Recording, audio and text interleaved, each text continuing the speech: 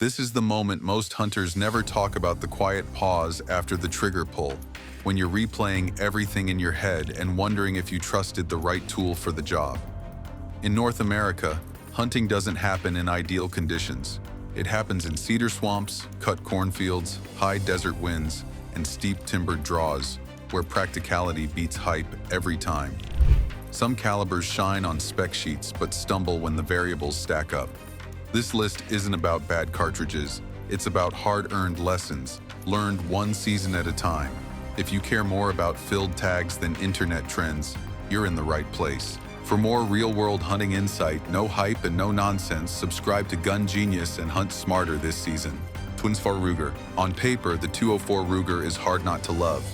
Pushing a 32-40 grain bullet at roughly 3,900 to 4,200 FPS, it shoots incredibly flat, recoils almost not at all, and makes even lightweight rifles feel calm and controllable.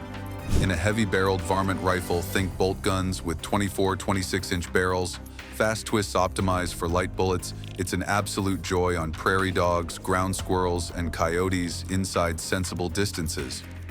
The problem starts when hunters try to stretch it beyond that role.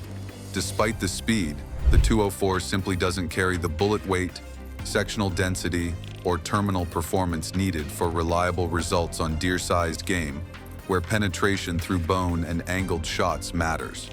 Wind drift, especially in open western country, quickly erases that laser-flat confidence past 250 yards. In lighter sporter rifles or compact walking varmint rigs, the cartridge becomes even less forgiving, magnifying shooter error and environmental variables.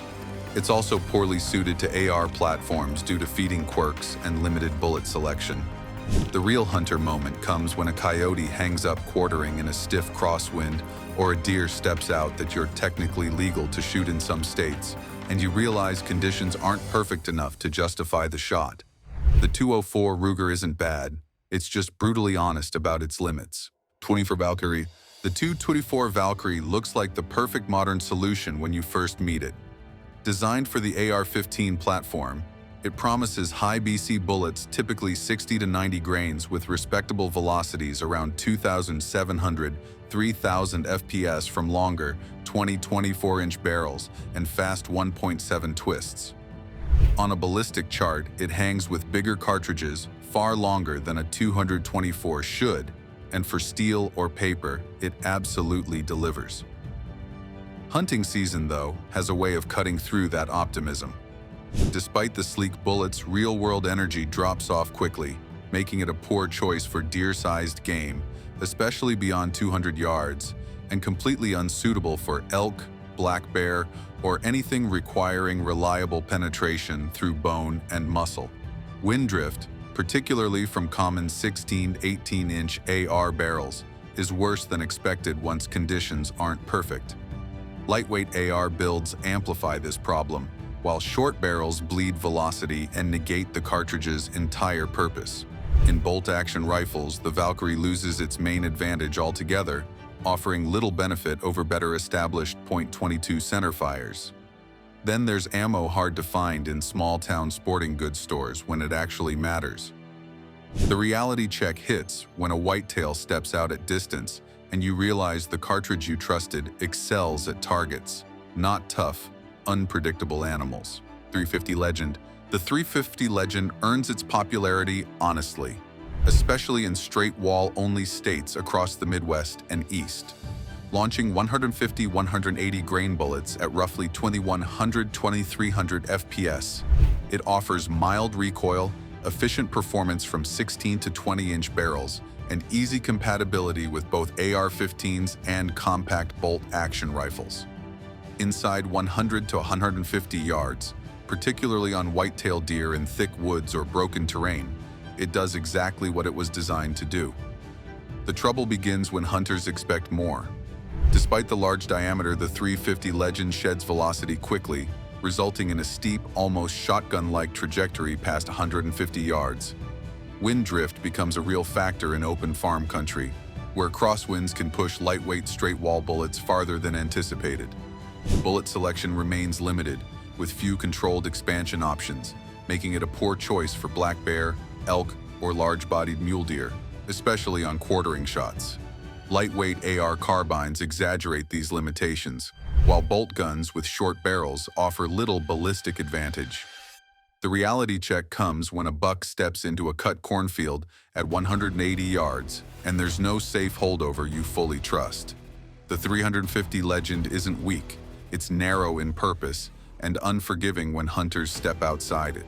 Nosler. The 28 Nosler is the cartridge that sells itself the moment you read the numbers. Pushing 160, 175 grain, ultra-high BC bullets at 3,000 plus FPS, it delivers jaw-dropping downrange energy and flat trajectories from 26-inch barrels built for long-range work.